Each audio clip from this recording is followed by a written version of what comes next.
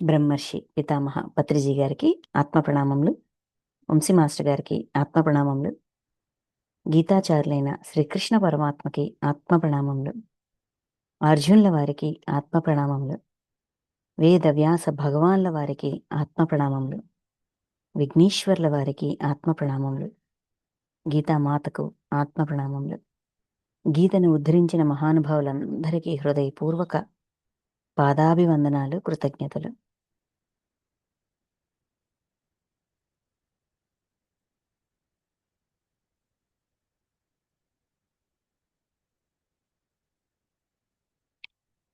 Okay masters, మనం ఈరోజు శ్రీమద్ భగవద్గీతలోని 12వ అధ్యాయం భక్తి యోగం విశ్లేషించుకోబోతున్నాం. వాణి మేడం.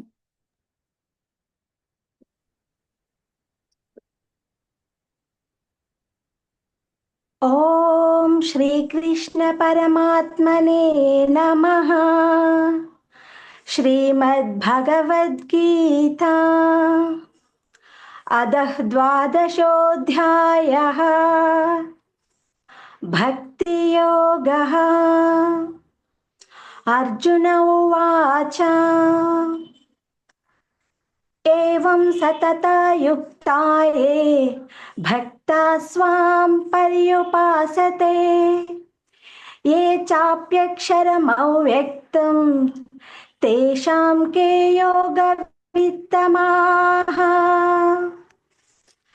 మయ్యావేశ్య ఏ మాం నిత్యయుక్తా ఉపాసతే శ్రద్ధయా పరయోపేతాః తే మే యుక్తతమామతాః. ఏత్యక్షర నిర్దేశం అవ్యక్తం పర్యుపాసతే సర్వత్ర గమచింత్యం చ కూటస్థమచలం ధ్రువం సంనియమ్యేంద్రియగ్రామం సర్వత్ర సమబుద్ధయః తే ప్రాప్నువంతి మామేవ సర్వభూతహితే రతాః. Thank you madam. భక్తి యోగం ఈ అధ్యాయానికి వ్యాస భగవాన్ల వారు భక్తి యోగం అని ప్రత్యేకించి పేరెందుకు పెట్టారు? ఇక్కడ విశ్వరూప దర్శన యోగంలోన యజ్ఞాల వల్ల కానీ, తపశ్చర్యల వల్ల కానీ, దానముల వల్ల కానీ, మరి ఏ ఇతర పుణ్య కార్యముల వల్ల కానీ ఈ దర్శనం లభించడం అనేది దుర్లభం అని చెప్తారు. కేవలం అనన్య భక్తి ద్వారా మాత్రమే ఇది లభ్యం అని చెప్తారు. చెప్పాక అనన్య భక్తి అంటే ఏంటి అనేది ఒక 5 పాయింట్లు చెప్తారు. అదంతా చెప్పాక అప్పుడు అర్జునుడికి మళ్ళీ ఒక ప్రశ్న వచ్చింది. ఇప్పుడు అనన్య భక్తి అంటే చెప్పారు కదా, ఆ మార్గంలో ఈ అనన్య భక్తి యొక్క సాధన చేసిన వాళ్ళు ఈ ఆరాధన భగవంతుడి మీద విశ్వాసం పెంచుకోవడానికి 2 రకాల మార్గాలు ఉన్నాయి కదా. ఏ మార్గంలో సాధన చేసిన వాడు, విశ్వాసాన్ని పెంచుకున్నవాడు అత్యుత్తమమైన యోగ విధులు అంటే యోగత్వాన్ని సంతరించుకోవడానికి, ప్రాక్టీస్ చేయడానికి, మనం యోగిగా మారడానికి ఈ 2 మార్గాల్లో ఏది ఉత్తమమైనది, దేన్ని ఫాలో అవ్వాలి అని అర్జునుడు క్వశ్చన్ చేస్తారు. దానికి ఒక 19 శ్లోకాల్లోన భగవానుడు సమాధానం ఇస్తారు. ఆ తర్వాత కూడా చాలా విషయాలని ఎక్స్ప్లెయిన్ చేస్తారు. కేవలం భక్తి అంటే ఏంటి, ఇప్పుడు మన దృష్టిలో, మన అవగాహనలో ఇలా చేస్తే భక్తి, ఇలా ఉంటే భక్తి, దైవం పట్ల ఇటువంటి పూజ చేస్తే మనకు భక్తి ఉన్నట్టు, ఇలాంటి ఆరాధనలు చేస్తే భక్తి ఉన్నట్టు, ఇలాంటి జీవన విధానం ఉంటే భక్తి ఉన్నట్టు, నేను భక్తుణ్ణి అని నేను భక్తున్నని నాకు అనిపించడానికి నాకు కొన్ని కండిషన్స్ ఉంటాయి. నేను ఇలా అనుకుంటా, ఇలా ఉంటే భక్తుడు, ఇది చేస్తే భక్తుడు, ఇది చేస్తే ఇది. సో నన్ను నేను భక్తుడు అనిపించుకోవడానికి నాకు కొన్ని విధి విధానాలు ఉంటాయి, నాకు తెలిసింది. అయితే ఇక్కడ ఈ అధ్యాయంలో ఏంటి అంటే భగవంతుడు స్వయంగా ఇటువంటి లక్షణాలు ఉన్నవాడు అగుభక్తుడు నాకు ప్రియుడు అని చెప్తుంటారు. ఈ లక్షణాలు ఉన్నాయా, నా దృష్టిలో వీడు భక్తుడయ్యా. అంటే ఇప్పుడు భగవంతుడి కోణం నుంచి భక్తి అంటే ఏంటో మనకి చెప్పబోతున్నారు. మన కోణం మనం చూసాం, ఇన్ని రకాల పూజలు చేస్తేనే భక్తి, ఇన్ని దానాలు చేస్తేనే భక్తి, లేకపోతే ఇది చేస్తే భక్తి, ఇది చేస్తే భక్తి, ఇది భక్త, ఇది భక్త అని మనలో చాలా ఎవరి రూల్స్ వాళ్ళకు ఉంటాయి, ఎవరి రెగ్యులేషన్స్ వాళ్ళకు ఉంటాయి, ఎవరి అభిప్రాయాలు వాళ్ళకు ఉంటాయి. పక్కవాడు భక్తుడు కాదు అని మనం కూడా ప్రూవ్ చేయడానికి ట్రై చేస్తుంటాము, ఇది భక్త అని ప్రశ్నిస్తుంటాము. ఇలాగ మనలో మనకి చాలా విభేదనలు ఉంటాయి, చాలా అభిప్రాయాలు ఉంటాయి. అయితే భగవంతుడి దృష్టిలో భక్తి అంటే ఏంటి ఆయన చెప్తారు. అగుభక్తుడు నాకు ప్రియుడు. ఇవి అంటే ఒక భక్తుడికి ఉండవలసిన లక్షణాలు ఇవి. ఏంటిది, ఒక యోగిగా అవ్వాలి అంటే ఏం చెయ్యాలి, ఏది ఉత్తమము, ఎక్కడ మొదలు పెట్టాలి, ఎలా కంటిన్యూ చేయాలి, ఎక్కడికి రీచ్ అవ్వాలి, అదేవిధంగా ఒక భక్తుడి యొక్క లక్షణాలు ఏంటి అనేది ఇక్కడ తెలియజేస్తారు. అందరము భక్తులమే. అయితే ఇప్పుడు మనం ఈ అధ్యాయం నుంచి ఏం నేర్చుకుంటాం? ప్రతి అధ్యాయము ఇప్పుడు భగవద్గీతని అధ్యయనం చేస్తున్నామంటే నా నిజ జీవితంలో దీన్ని నేను ఎలా ఆచరించాలి, ఎక్కడ ఆచరించాలి, ఏ విధంగా ఆచరించాలి, నేనేం నేర్చుకోవాలి, ఇదే కదా మన కోణం. అందుకే కదా మనం ఈ అధ్యయనం చేస్తున్నాం. సో ఇక్కడ ఏం నేర్చుకుంటాం, ఇక్కడ ఒక లిస్ట్ ఇస్తారనమాట. ఈ 19 శ్లోకాల్లో కూడా ఈ లక్షణాలు ఉంటే నాకు ప్రియమైన భక్తుడు అని భగవంతుడు చెప్తుంటారు. ఆయన స్వయంగా ఇస్తున్న ప్రూఫ్ అనమాట. ఇలా ఉందా అయితే నా దృష్టిలో భక్తుడు. ఆయన స్టాంప్ వేస్తున్నారు, రౌండ్ సీల్ వేసి స్టాంప్ వేస్తున్నారు. ఆ లక్షణాలు మనలో ఉన్నాయా లేదా అనేది ఫస్ట్ మనం చెక్ చేసుకోవాలి. ఉంటే వెరీ గుడ్, టిక పెట్టుకోవడమే, లేకపోతే ఆచరణలోకి వచ్చేయడమే. నేను ఇది ఆచరించాలయ్యా, నేను ఇది ఆచరించాలయ్యా. నీ దృష్టిలో అంటే మీ పరిగణలో నేను ఉండాలా, నేను నమ్మే దైవం యొక్క పరిగణలో నేను ఉండాలి అంటే నాలో ఇవి ఇవి ఇవి ఇవి ఉండాలని మీరు చెప్తున్నారు. అవి అవి అవి అవి నేను డెవలప్ చేసుకుంటా. అందుకు నేను ఈ అధ్యాయాన్ని అధ్యయనం చేస్తున్నా. ఓకే, సో ఇదండి భక్తి యోగం. అంటే ఇప్పుడు అర్జునుడు ఒక ప్రశ్న వేస్తారు. ఈ అధ్యాయం యొక్క మొదటి శ్లోకం అర్జునుడి యొక్క ప్రశ్న. ఈ ప్రశ్నకి 4 అధ్యాయాల సమాధానం.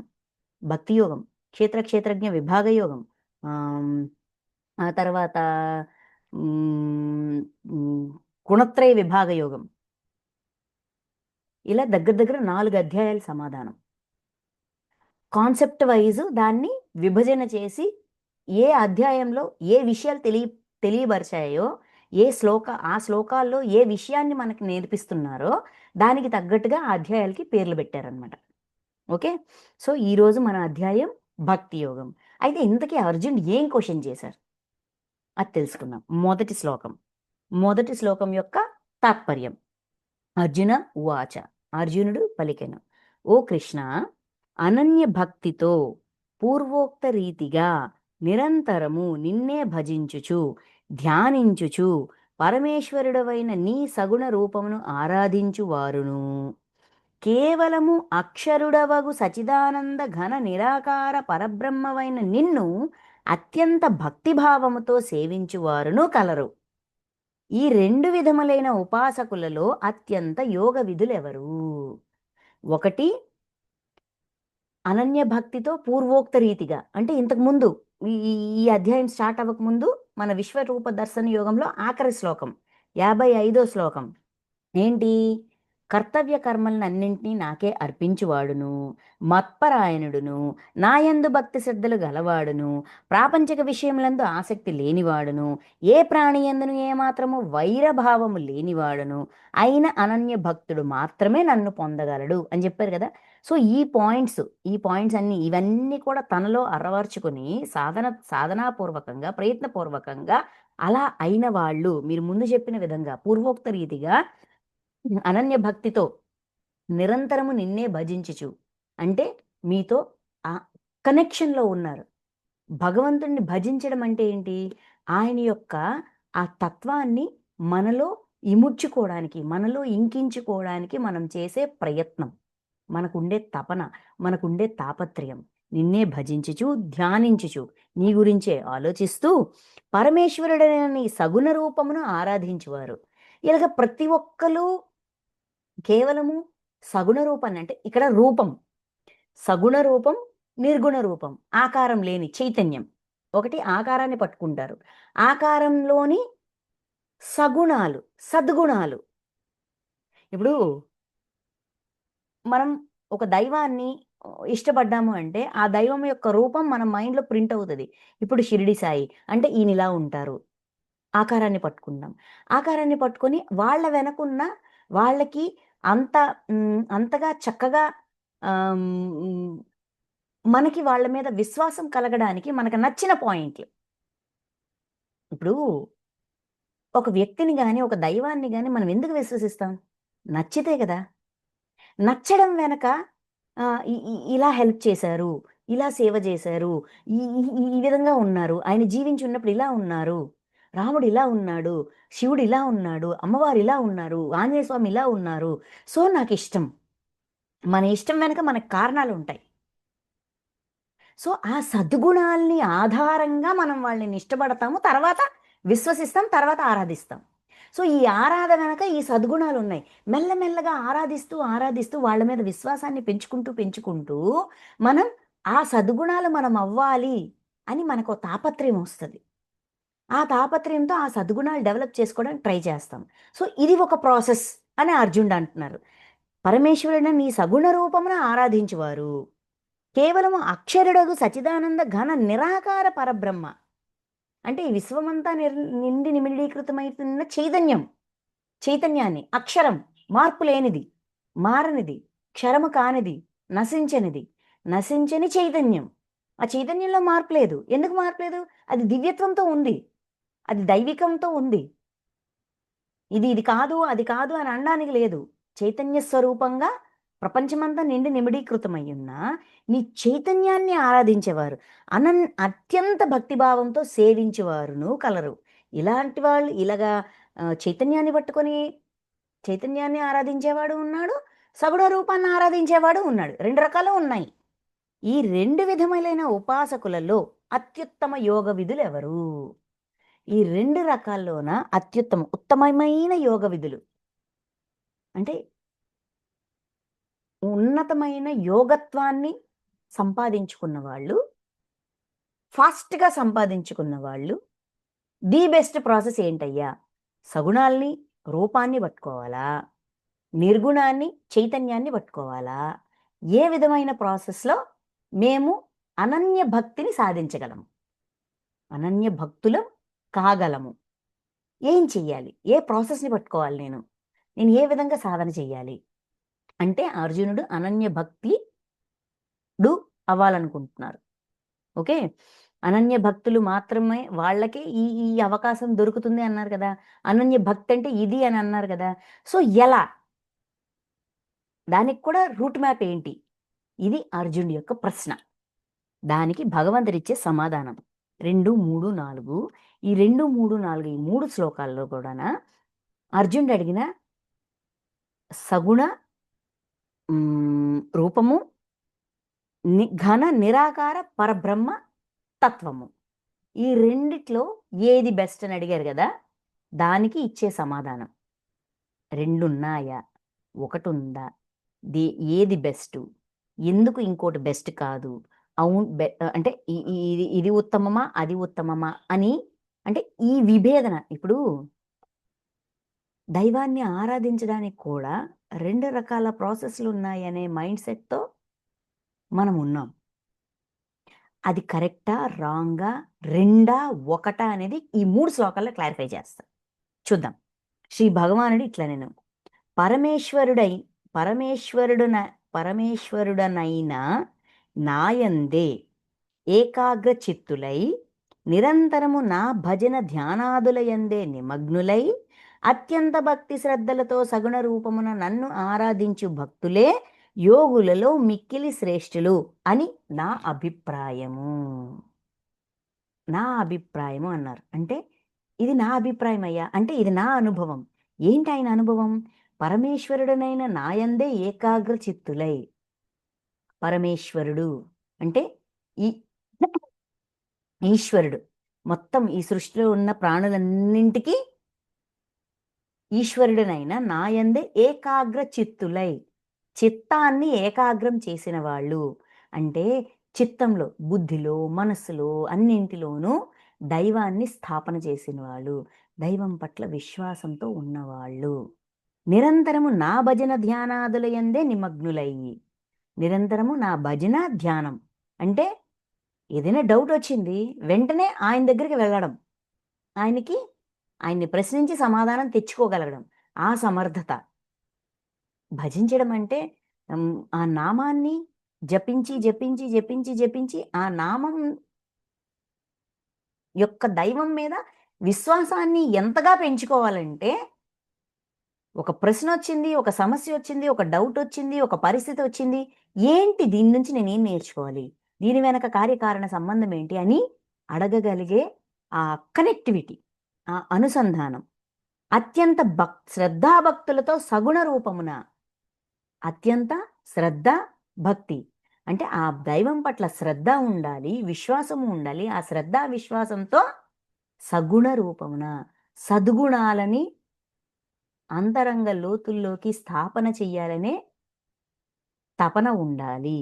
నన్ను ఆరాధించు భక్తులే ఈ ఉద్దేశంతో దైవానికి కనెక్ట్ అయిన వాళ్ళు, వీటి కోసం దైవాన్ని ఆరాధించేవాళ్ళు, వీటి కోసం దైవం పట్ల, భగవంతుడి పట్ల విశ్వాసం ఉంచుకున్నవాళ్ళు యోగులలో మిక్కిలి శ్రేష్ఠులు. ఇది ఇది యోగత్వం యొక్క లక్షణాలు, అందులో మిక్కిలి శ్రేష్ఠులు అని నా అభిప్రాయం. ఓకే, అక్కడ ఆగేరా? ఆగల. ఇది నా అభిప్రాయం అని చెప్తూ 3వ శ్లోకం 3, 4 కలిపిస్తారు. కానీ ఇంద్రియ సముదాయమును చక్కగా వశపరుచుకొనిన వారును, సకల భూతములకును హితము కోరుచుండు వారును, సర్వప్రాణులను సమభావముతో చూచువారును యోగులు అనబడురు. ఇటువంటి యోగ విధులు శ్రేష్ఠులు అన్నారు. అయితే యోగంటే ఎవరు? ఇంద్రియ సముదాయమును చక్కగా వశపరుచుకున్నవారు. ఇంద్రియ సముదాయము ఇంద్రియాలన్నింటినీ, పంచకర్మేంద్రియాలు, పంచజ్ఞానేంద్రియాలు, మనస్సు, బుద్ధి, అహంకారం, మొత్తం ఈ 13ంటిని కంట్రోల్, వశంలో ఉంచుకున్నాం. వాడి కంట్రోల్లో ఉంటాయి. వాడు ఆన్ అంటే ఆన్ అవుతాయి, ఆఫ్ అంటే ఆఫ్ అవుతాయి. ఇలా ఉన్నవాడు సకల భూతములకును హితమును కోరుచుండువారును, అన్ని ప్రాణుల యొక్క హితము, మంచిని, ఎవరికి ఏ చెడు జరగకూడదు, వాళ్ళకి మంచే జరగాలనే తపనతో ఉన్నవాడు. అంటే మంచి జరగాలని కోరుకున్నవాడు పని కట్టుకొని చెడు చెయ్యడు కదా, అటువంటి భావనతో ఉన్నవాడు. సర్వప్రాణులను సమభావముతో చూచువారు, ఒకరు ఎక్కువ ఒకరు తక్కువ అనే విభేదన లేదు. పరమాత్మ దృష్టిలో అన్ని ప్రాణులు ఎలాగ సమానమో వాడి దృష్టిలో కూడా ప్రాణులన్నీ సమానమే. చూచువారును యోగులు అనబడరు. అంటే యోగత్వం యొక్క లక్షణాలు ఇవి చెప్తూ, అట్టివారు మనోబుద్ధులకు అతీతుడును, అటువంటి యోగత్వాన్ని సిద్ధింపజేసుకున్న వాళ్ళు మనోబుద్ధులకు అతీతుడును, మనస్సుకి బుద్ధికి అతీతంగా ఉన్న, సర్వవ్యాపి అంతటా వ్యాపించి ఉన్న అనిర్వచనీయమైన స్వరూపము గలవారును. అనిర్వచనీయం అంటే నిర్వచనం ఇవ్వలేం, డిఫైన్ చేయలేం. ఇటువంటి రూపం, ఈ రూపం ఇలా ఉంటుంది, ఈయన రూపం ఇది, ఈయన రూపం ఇదే అని ఒక నిర్వచనాన్ని, ఒక డెఫినిషన్ని, ఒక స్టాండర్డ్ ప్రూఫ్ని ఇవ్వని రూపము గలవాడు. అంటే ఈ సృష్టిలో ఉన్న రూపాలన్నీ ఆయనవే కదా, ఈయన ఈ రూపమే ఈ రూపమే ఈ రూపమే అని ఫిక్స్ చేయలేం కదా. అందుకే అనిర్వచనీయం, నిర్వచించడానికి వీలు లేని రూపము గలవాడును, కుటస్థుడును అంటే స్థిరంగా ఉంటారు, నిత్యుడును నిత్యం ఉంటారు, నిశ్చలుడు నిశ్చలంగా ఉంటారు, నిరాకారుడు ఆకారం లేదు, ప్రత్యేకించి ఒక ఆకారం అంటూ లేదు, అన్ని ఆకారాలు ఆయనవే. అంటే చైతన్యం, నిరాకారం అంటే ఆకారం లేదు, బట్ చైతన్యం ఉంది. నాశరహితుడు, నశిస్తారు, ఒక నాశనం అంటూ ఉంది, ఎండ్ అంటూ ఉందంటే లేదు, నాశరహితుడును అయిన సచ్చిదానంద ఘన పరబ్రహ్మయందే నిరంతరము ఏకీభావ స్థితులై ధ్యానము చేయుచు భక్తితో భజించుచు ఆ పరబ్రహ్మనే పొందుదురు. ఈ యోగులు నిరంతరము అంటే వాళ్ళు నేర్చుకున్న భక్తితో ఒక రూపాన్ని పట్టుకొని అందులోని సద్గుణాల్ని మెల్లమెల్లగా అలవాటు చేసుకుంటూ వాడు యోగ అవుతాడు. వాడు యోగ అయ్యి అయ్యి అయ్యి ఏకత్వంలోకి వస్తాడు. ఆ ఏకత్వంలో వచ్చాక వాడికి రూపం కూడా అవసరం లేదు. ఆ ఏకత్వంలో చైతన్యంగా అంటే శరీరంతో ఉంటూ ఆత్మగా జీవిస్తూ అందరిలోని దైవాన్ని చూస్తూ వాడిలోని దివ్యత్వాన్ని పెంచుకుంటూ ఆ ఏకీభావ స్థితిలో ఉన్నవాడు పరబ్రహ్మ తత్వాన్ని అలవర్చుకుంటాడు. పరబ్రహ్మ తత్వం నేర్చుకునే ప్రయత్నం చేస్తాడు. అంటే రెండు రకాలు కదండి, సగుణ రూపము నిర్గుణ రూపము అని అర్జునుడు అడిగిన ప్రశ్నకి, సగుణ రూపంతో ప్రారంభమయ్యి చైతన్యం వరకు పరమాత్మ తత్వం వరకు ఈ ప్రయాణం కొనసాగుతాదయ్యా. అది వేరు ఇది వేరు కాదు. అక్కడ మొదలై ఇక్కడికి వస్తాము. ఇది ఒక ప్రాసెస్, ఇది ఒక స్టెప్ బై స్టెప్ ప్రాసెస్. అక్కడ స్టార్ట్ అవుతాం. ఎక్కడ? రూపం, దైవం యొక్క రూపం దగ్గర మొదలవుతాం. ఆ దైవంలో ఉన్న ఆ రూపం వెనకున్న సద్గుణాల్ని మెల్లమెల్లగా ఆరాధిస్తూ భజిస్తూ నచ్చుతూ ఇష్టపడుతూ ఆ ఆ ప్రేరణ పొందుతూ మెల్లగా ఆ సద్గుణం నేను అవ్వాలి అనే తృష్ణ వస్తుంది. ఆ సద్గుణం నేను అవ్వాలనే తృష్ణ ఆ ప్రయాణంలో ఆ సాధనలో మెల్లమెల్లగా యోగత్వం అనే యోగి అవ్వాలనే తపన వస్తుంది. యోగి అవ్వాలనే తపన వచ్చాక దానికోసం ప్రయత్నం చేస్తాం. ఆ యోగిలో ఉన్న లక్షణాలు ఏంటి? ఇంద్రియ సముదాయాన్ని వశపరుచుకోవడం, సకల భూతములు హితమును కోరడం, ఇంకా సర్వప్రాణులను సమభావంతో చూడడం. ఇలాగా మెల్లమెల్లగా ఈ మూడు దివ్య లక్షణాలు డెవలప్ అవుతాయి. అప్పుడు యోగి అనిపించుకుంటాం. యోగి అయినాక మెల్లగా రూపాన్ని దాటి నేను చైతన్యాన్ని, ఈ సృష్టిలో అంతా చైతన్యమే, దైవం కూడా ఒక రూపానికి పరిమితమై లేదు. దైవం ఈ సృష్టి అంతా విస్తారమై ఉంది, చైతన్యంగా అణువణువున ఉంది. ఈ సృష్టిలో అణువణువున నిమిడీకృతమయ్యుంది అనే రూపం నుంచి, ఇప్పుడు రూపం అనుకోండి, ఒక కృష్ణుడు ఒక రాముడు అని కన్ఫైన్ అయిపోతాం, పరిమితం అయిపోతాం. చైతన్యానికి వచ్చేసరికి అపరిమితం అవుతాం. ఏమంటాం, మన చైతన్యం కూడా అపరిమితం, రూపం నుంచి అపరిమితంలోకి వచ్చేసరికి, పరిమితం నుంచి అపరిమితంలోకి వచ్చేసరికి మన చైతన్యం కూడా విస్తారం అవుతుంటది. అంటే యాక్సెప్ట్ చేయడానికి ట్రై చేస్తాం. ఈ రాముడైతే ఏంటి, కృష్ణుడైతే ఏంటి, విష్ణువైతే ఏంటి, శివుడైతే ఏంటి, అందరూ దైవమే కదా, అందరూ జ్ఞానాన్ని బోధిస్తున్నారు కదా, మనం పట్టుకోవాల్సింది జ్ఞానం కదా, ఎవరైతే ఏంటి అనే విభేదన కూడా దాటి చైతన్యాన్ని మనం చైతన్యంగా విస్తరిస్తూ ఆ చైతన్యంతో కనెక్ట్ అవుతూ ఫైనల్గా ఏకీభావ స్థితులై ఏకత్వంలోకి వచ్చి భావనలో కూడా ఏకత్వాన్ని స్థిరం చేసి ధ్యానం చేయొచ్చు. అంటే నిరంతరం ఆ ధ్యానంలో ఆ మననంలో నేను శరీరంతో ఉన్నా కూడా నేను ఆత్మ పదార్థాన్ని, అంటే నేను చైతన్యాన్ని, ఈ సృష్టి అంతా కూడా చైతన్యం ఉంది, అలా ఆ చైతన్యం ఎంతగా ఉందో నేను అంతగా ఎక్స్పాండ్ అవ్వాలి అనే తపనతో మళ్ళీ ఆ దైవాన్ని, అంటే నేను ఇప్పుడు చైతన్యాన్ని కదా, నేను రూపాన్ని పట్టుకోలేదు కాబట్టి దైవం అనేవాడు లేడు అని ఈ వితండంలోకి వెళ్ళం. ఆధ్యాత్మిక అహంకారంలోకి వెళ్లకుండా, అయ్యా మీ పట్ల విశ్వాసంతో నేను ఈ రోజు అక్కడ మొదలుపెట్టి నా ప్రయాణాన్ని ఇక్కడ వరకు తీసుకొచ్చాను, నాకు ఇంకా నేర్పించండి, నేను దీంట్లోని సూక్ష్మాలు కూడా తెలుసుకోవాలనుకుంటున్నాను, పరమాత్మ యొక్క తత్వాన్ని తెలుసుకోవాలనుకుంటున్నాను, పరమాత్మ యొక్క ఏంటిది ఆ డ్యూటీస్ అవన్నీ నేను తెలుసుకోవాలనుకుంటున్నాను, నేను ఆ స్థితికి ఎదగాలనుకుంటున్నానని చెప్పి మళ్ళీ ఆ దైవంతోనే, అంటే దైవం యొక్క కనెక్షన్ అనేది రాను స్ట్రాంగ్ అవుతూ ఆ పరబ్రహ్మనే పొందుతాము, మనం ఆ స్థితికి ఎదుగుతాము. సో ప్రయాణం అక్కడ మొదలై ఇక్కడికి వస్తుందయ్యా. ఇవి రెండు మార్గాలు కాదు, ఆ మార్గంలో ఉన్న ఒక్కొక్క స్థితులు, ఒక్కొక్క స్టేజెస్, ఒక్కొక్క క్లాస్, అక్కడి నుంచి ఇక్కడికి అప్గ్రేడ్ అవుతాం, ఇక్కడి నుంచి అక్కడికి అప్గ్రేడ్ అవుతాము అని క్లారిటీ ఇస్తారు. అది ఇచ్చాక 5వ శ్లోకం, కానీ అయితే ఇదంతా ఓకే, బానే ఉంది. అయితే అది నా అభిప్రాయము అని చెప్పారు చూసారా? సగుణ రూపాన్ని ఆరాధించడమే శ్రేష్టము. ఇది నా అభిప్రాయం అని చెప్పారు కదా!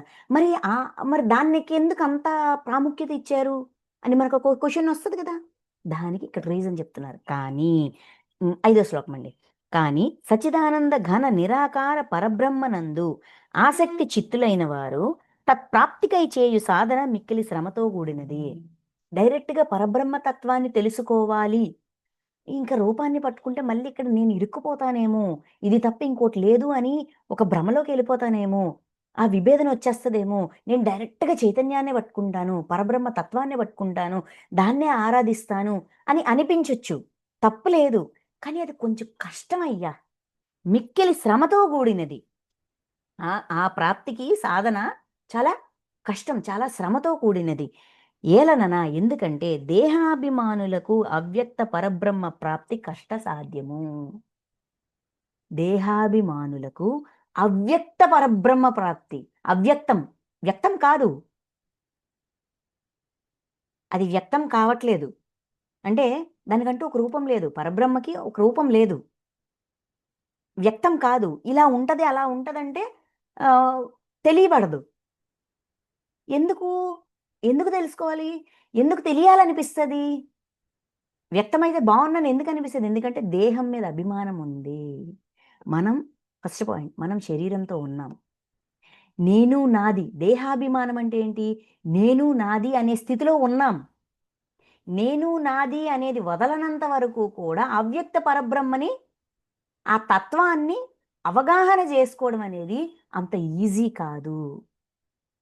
అందుకని దేహాభిమానులకు అవ్యక్త పరబ్రహ్మ ప్రాప్తి కష్టసాధ్యమన్నారు. కుదరదు అనలా. చాలా కష్టం అది సాధించడం. ఏదైనా ఒక విషయం చాలా కష్టమైంది. ఎంత ప్రయత్నించినా కుదరలేదు. అప్పుడేం చేస్తాం? ఇది లేదు అని మనం మొండిగా ఏదంటిది నక్క, ద్రాక్ష పళ్ళు చూడండి. అందని ద్రాక్ష పళ్ళు పుల్లనా అని చెప్పి వెళ్ళిపోద్దక్కడి నుంచి. అంటే అందనిది దాంట్లో ఏదో చెడుంది అనే అభిప్రాయంకొచ్చి సాధన ఆపే ప్రమాదం ఉంది. విశ్వాసం పోగొట్టుకునే ప్రమాదం ఉంది. మార్గం నుంచి తప్పిపోయే ప్రమాదం ఉంది. అందుకని జాగ్రత్త సుమా! ఎంత కష్టమైనా మార్గంలో నిలబడతానంటావా? Very good. కష్టం కదా అని పక్కకి తప్పుకుంటావేమో చూసుకో మరి. అందుకు ఇలాగన్నానయ్యా అని చెప్తున్నారు. చెప్తూ కానీ పోనీ అక్కడ కూడా వెసులుబాటిస్తారు. ప్రతి దగ్గర కూడా ఏది సాధ్యము, ఏది కష్టము, ఆ కష్టాన్ని సాధిస్తామా?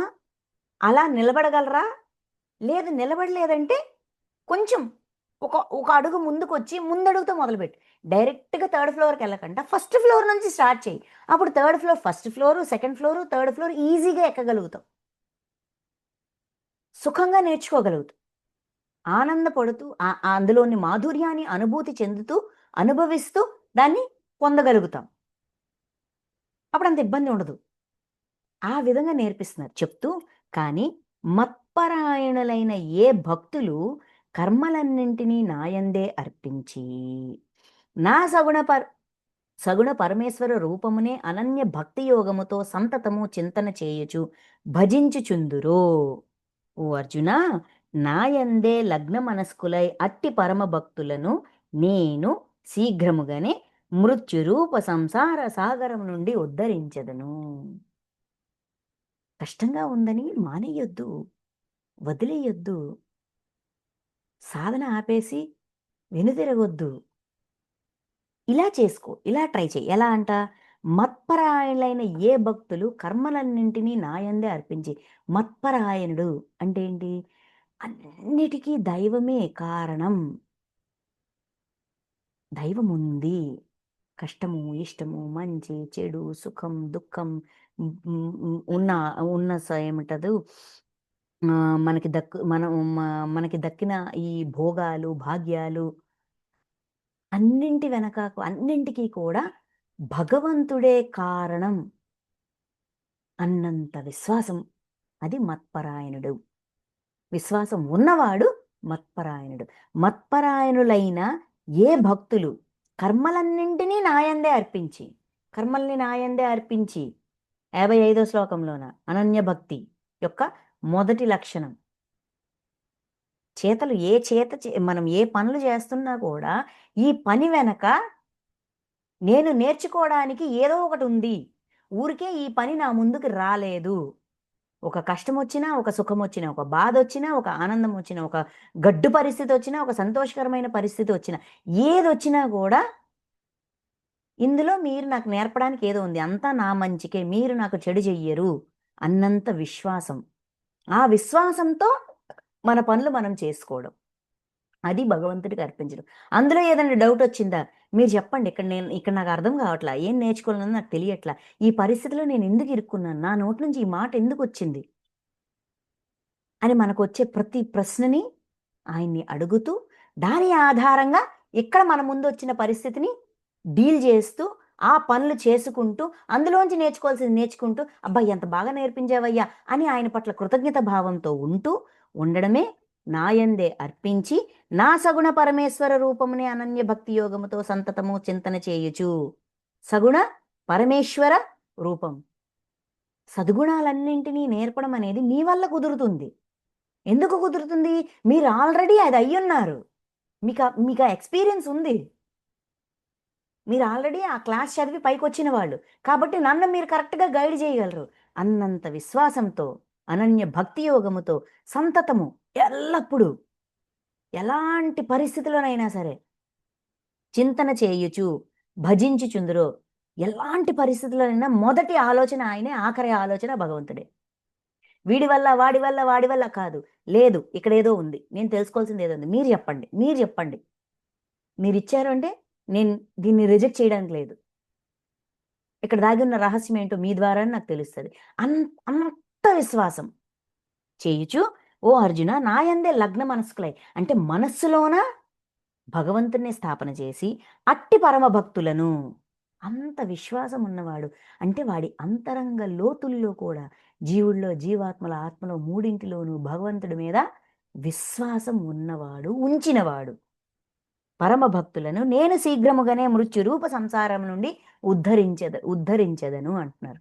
అంటే మృత్యు రూప సంసార సాగరం. ఈ సంసార సాగరంలోన ఈ సంసారం మన జన్మ పరంపరలోన ప్రతిసారి అబ్బా చచ్చిపోతున్నానరా భగవంతుడా అంటుంటాం. అంటే ప్రతి పరిస్థితిని చావుతో కంపేర్ చేస్తాం. మృత్యువు ఉంది, జననం ఉంది, అన్నీ ఉన్నాయి. కానీ కష్టం, కష్టం, కష్టం అనుకుంటుంటాం. అలాగా వాడి కష్టాన్ని వెనక కారణాన్ని తెలియజేస్తూ హెల్ప్ చేస్తాను, గైడ్ చేస్తాను. చేయి పట్టుకొని లాగుతానంటే మన కర్మలన్నీ ఆయన క్లియర్ చేసేసి మనల్ని తీసేస్తారని కాదు. దాని వెనక కారణాన్ని తెలియజేస్తూ దాన్ని యాక్సెప్ట్ చెయ్యి. ముందుకి నడువు. అప్పుడు నీకు అర్థమవుతది. ఏం పర్వాలా నేనున్నాను అనే అభయహస్తాన్ని ఇస్తూ, వెన్ను తడుతూ, నేర్పిస్తూ మనల్ని నడిపిస్తారు. అంటే విశ్వాసంతో ధర్మంలోకి నడిపిస్తారు. ఇది ధర్మం, ఇది అధర్మం. మనకి విశ్వాసం ఉంటే ఆయన ఇది సరి అయినది, ఇది సరికానిది. ఈ గుణం ఉంది. ఈ గుణాన్ని మార్చాలి అంటే ఆ గుణాన్ని ప్రదర్శిస్తూ దాని యొక్క పర్యవసానాల్ని పూర్తి ఎరుకతో తెలుసుకుంటూ ఇంతటి పర్యవసానం ఉంటాది కాబట్టి ఇది నేను చెయ్యను అని ఆ గుణాన్ని ప్రదర్శిస్తూ ఆ గుణాన్ని మార్చుకోవడానికి సహకరిస్తారు. అందుకే విశ్వాసంతో ధర్మంలోకి రావడానికి ఆయన సహాయం చేస్తారు. అది చెప్తున్నారు.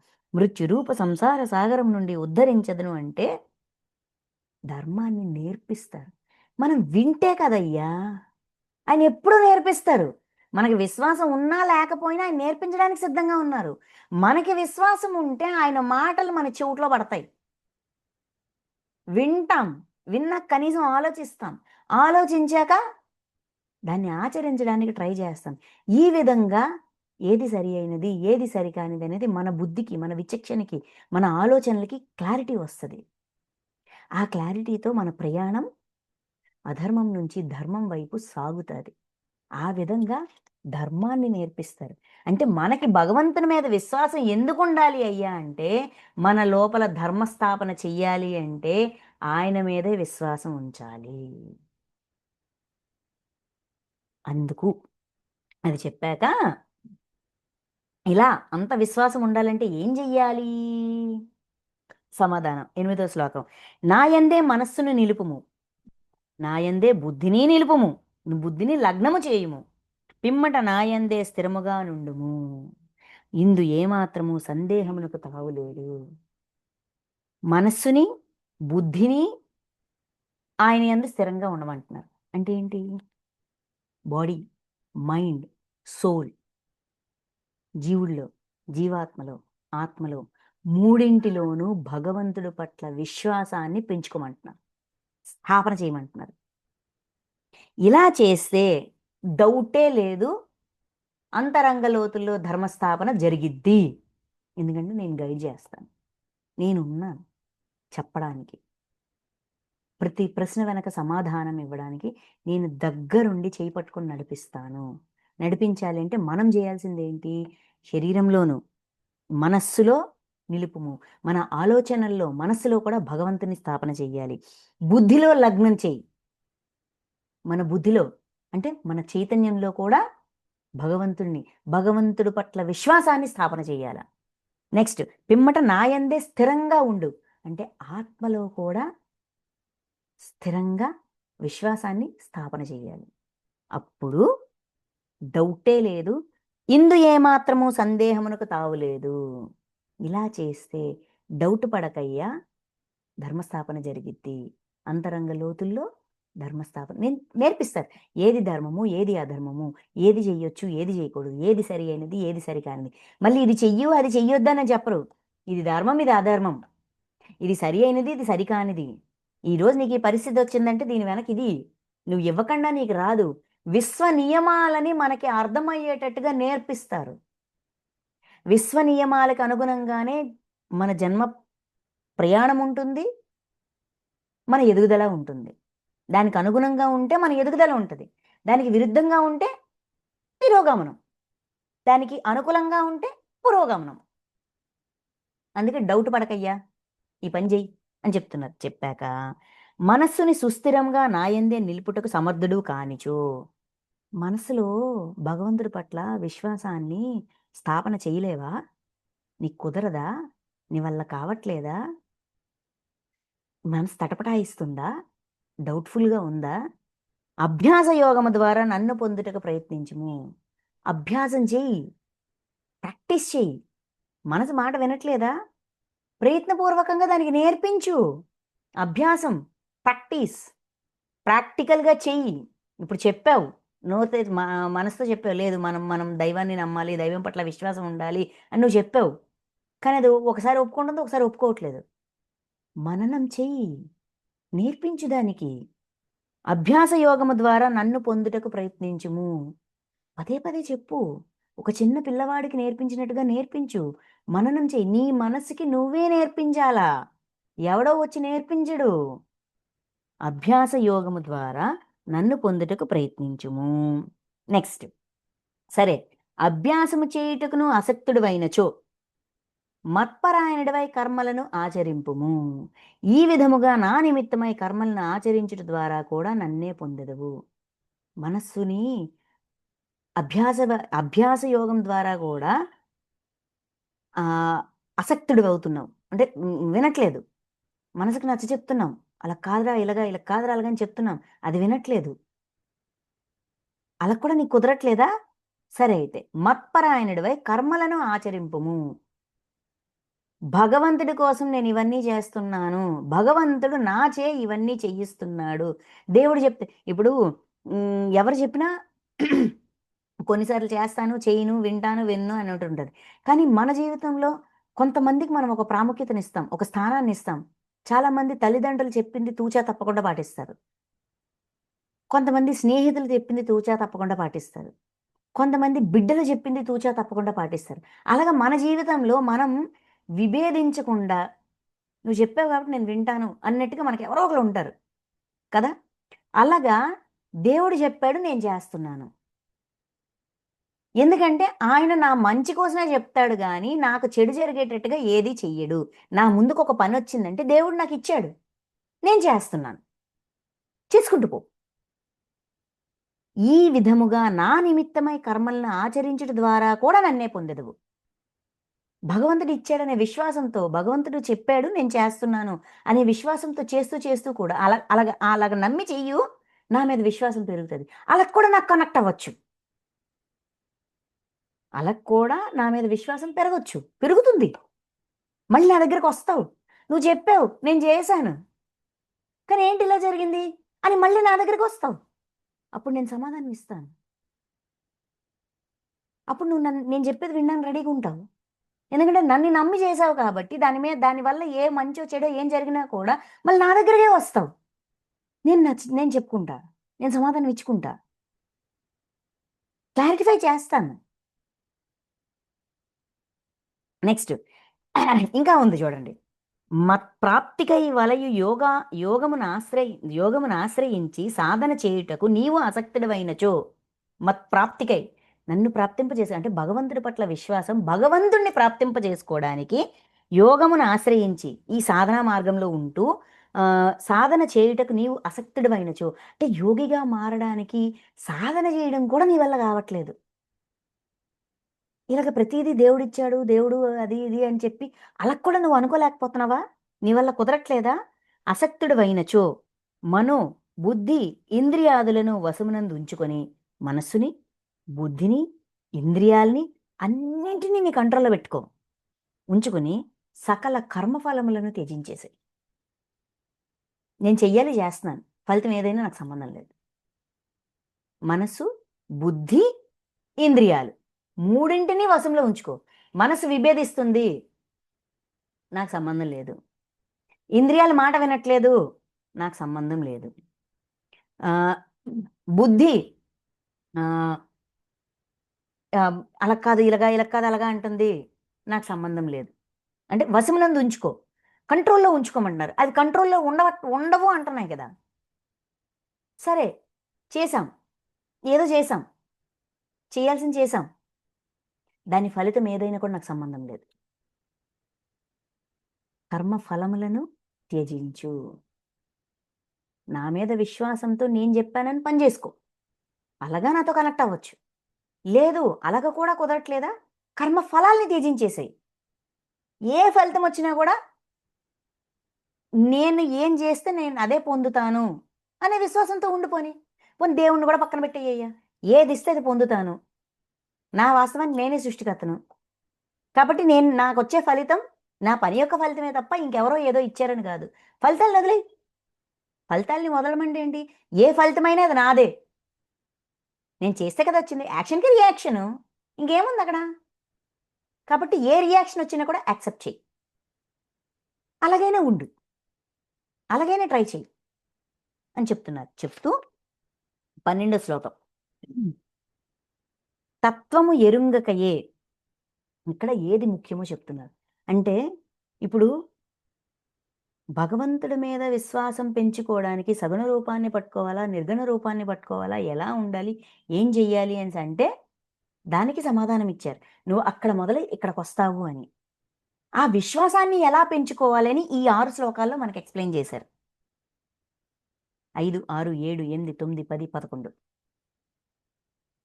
ఎక్స్ప్లెయిన్ చేశారు. ఇప్పుడు ఏది ముఖ్యం, దేనికి ప్రాముఖ్యతనివ్వాలి అనేది ఈ శ్లోకంలో మనకు ఎక్స్ప్లెయిన్ చేస్తారు. తత్వము ఎరుంగకయే చేయు అభ్యాసము కంటేను జ్ఞానము శ్రేష్టము. ఒక ప్రాక్టీస్ చేస్తున్నాం, ఒక అభ్యాసం చేస్తున్నాం, అది ఎందుకు చేస్తున్నామో తెలియదు మనకి, దాని వెనకున్న తత్వం తెలియదు. ఒక పూజ చేస్తున్నాం, లేదంటే ఒక ఆరాధన చేస్తున్నాం, ఒక జపం చేస్తున్నాం, ఎవరో చెప్పారు ఈ జపం చేస్తే ఇది అవుతుంది, ఓకే జపం చేస్తున్నాం. కానీ దాని వెనకున్న తత్వం ఎందుకు చేస్తున్నాము, దీనివల్ల ప్రయోజనం ఏంటి, దీనివల్ల నేనేమయ్యాను, నాలో ఏమైనా మార్పు వచ్చిందా.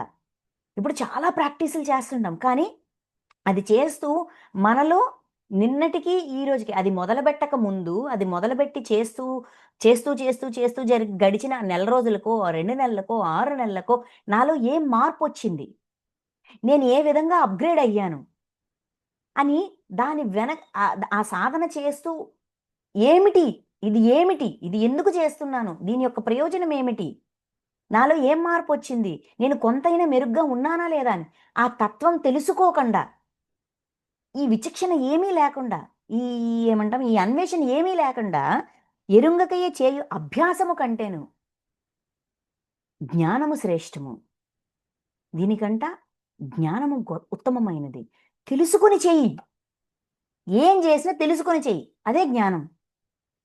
కేవలము పరోక్ష జ్ఞానము కంటేను అనగా అంటే జ్ఞానం ఇలా ఇదంటే ఇదంటయ్యా, ఇదంటే ఇదంటయ్యా అని ఇది ధర్మము, ఇది అధర్మము, ఇది ఇది ఇది ఇది ఇలాగా విషయాలు తెలుసుకోవడం జ్ఞానం. అయితే పరోక్ష జ్ఞానం కంటేను ఎవరో చెప్పింది విని ఓకే ఇదిలగా ఇదిలగా ఇదిలగా ఇదిలగా అని ఆ జ్ఞానాన్ని మనలో మనం వింటున్నాం. పరోక్ష జ్ఞానం. కేవలము పరోక్ష జ్ఞానము కంటేను అనగా అనుభవరహితమైన జ్ఞానము కంటేను, అంటే కేవలం అది ఇన్ఫర్మేషన్గానే ఉంది. అందరి దగ్గర నుంచి తెలుసుకున్నాం, గురువుల దగ్గర నుంచి తెలుసుకున్నాము, వీడియోల నుంచి తెలుసుకున్నాము, మాస్టర్స్ దగ్గర నుంచి తెలుసుకున్నాము, తోటి వారి దగ్గర నుంచి తెలుసుకున్నాము, అన్నీ తెలుసుకున్నాం. వాళ్ళందరూ ఇచ్చిన విషయాల్ని సంగ్రహించి ఉంచాం, ఒక ఇన్ఫర్మేషన్గా ఉంచాం. కానీ దాన్ని అనుభవంగా మార్చలా. అది అది ఇలా ఉంటాదంట అంటా, కానీ దాన్ని ఆచరిస్తే ఇప్పుడు ధ్యానం అంటే ఇదంట, ధ్యానం చేస్తే ఇలాగ ఉంటుందంట, ఇలాగ అవుతుందంట, శక్తి వస్తుందంట, అది వస్తుందంట, ఇది వస్తుందంట. కానీ ధ్యానం చెయ్యలా, అనుభవం లేదు, ఇన్ఫర్మేషన్ మాత్రమే ఉంది, ఎక్స్పీరియన్స్ లేదు. కేవలము పరోక్ష జ్ఞానము కంటేను అనగా అనుభవరహితమైన జ్ఞానము కంటేను, శాస్త్ర పాండిత్యము కంటేను పరమేశ్వర స్వరూప ధ్యానము శ్రేష్టము. అనుభవము లేని జ్ఞానం వ్యర్థం.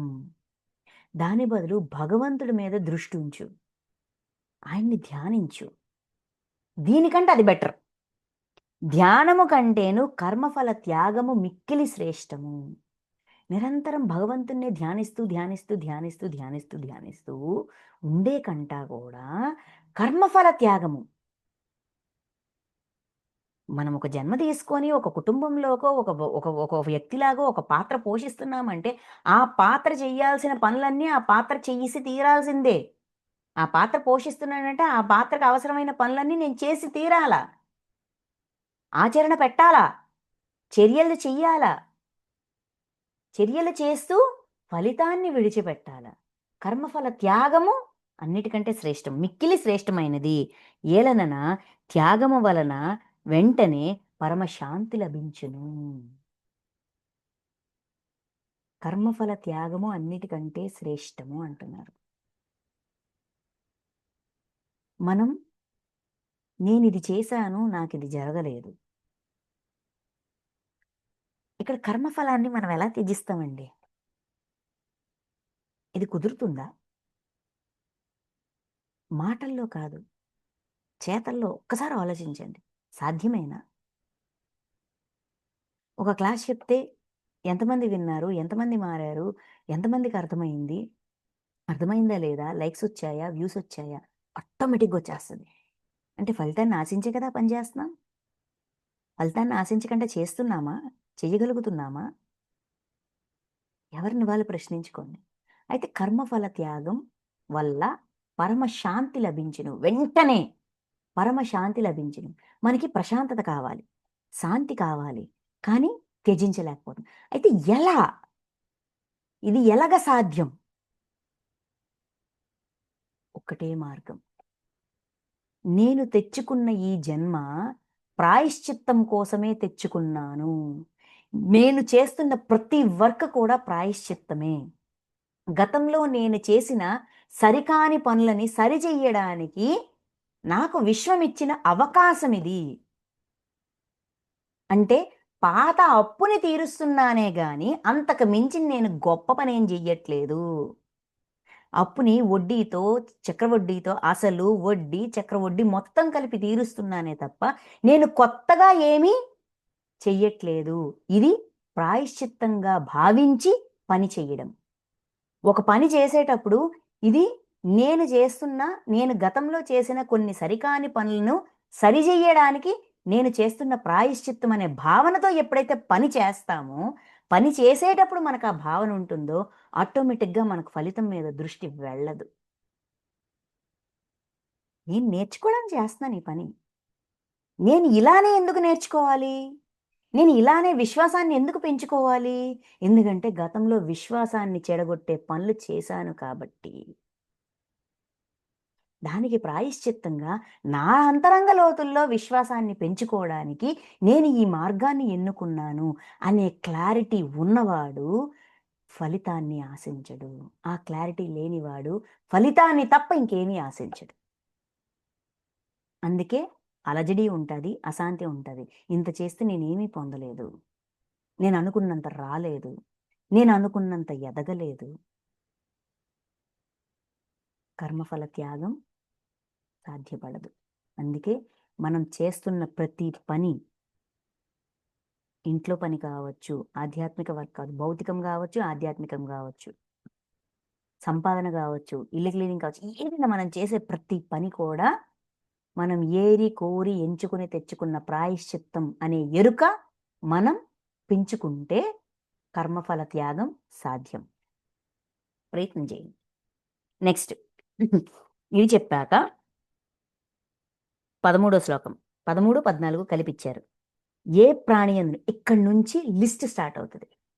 12 వరకు క్లారిటీ ఇచ్చారు. విశ్వాసాన్ని ఎలా పెంచుకోవాలి, ఎందుకు పెంచుకోవాలి, విశ్వాసాన్ని పెంచుకుంటే ప్రయాణం సగుణ రూపం నుంచి నిర్గుణ నిరాకార పరబ్రహ్మ రూపం వరకు, పరమాత్మ తత్వం వరకు ఎలా ప్రయాణం సాగుతుంది అని ఫస్ట్ చెప్పి అర్జునుడు అడిగిన ప్రశ్నకి తర్వాత విశ్వాసం గురించి, విశ్వాసం ఎలా పెంచుకోవచ్చు, మనసులో బుద్ధిలో ఇవన్నిట్లో ఎలా పెంచుకోవచ్చు, అది కుదరదా ఇది చెయ్యి, ఇది కుదరదా అది చెయ్యి, అది కుదరదా అది చెయ్యి, ఇలాగ ఏదైనా సరే దైవాన్ని పట్టుకో, విశ్వాసంతో ఉండు. జీవుల్లో, జీవాత్మల ఆత్మలో, నీ అంతరంగ లోతుల్లో కూడా, పరంలో కూడా, సూక్ష్మాల్లో కూడా దైవం మీద విశ్వాసాన్ని స్థాపన చేయి. భక్తి అంటే విశ్వాసం, నమ్మకం, విశ్వాసం.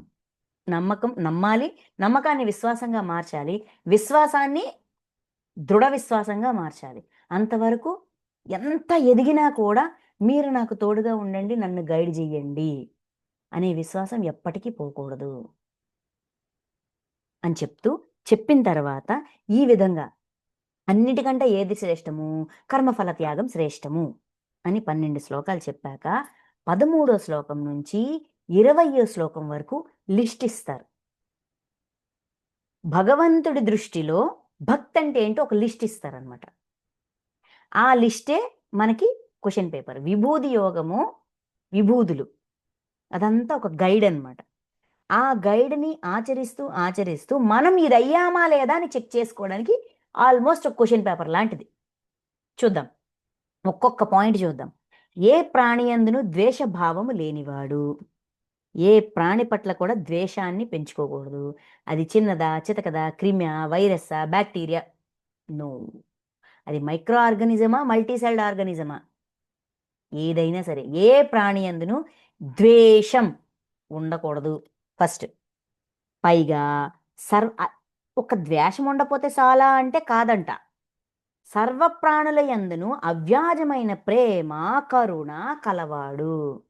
అన్ని ప్రాణుల పట్ల అవ్యాజమైన అంటే అన్కండిషనల్ ప్రేమ, కరుణ రెండూ ఉండాల. మమత, అహంకారములు లేనివాడు. మమత వద్దు, అహంకారము వద్దు. విపరీతమైన ఇష్టం అక్కర్లా.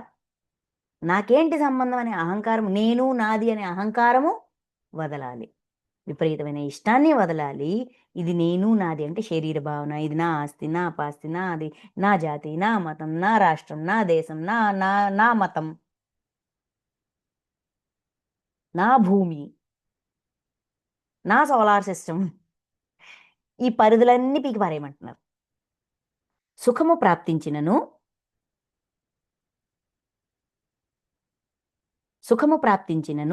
దుఃఖము ప్రాప్తించినను సమభావము కలిగి ఉండువాడు.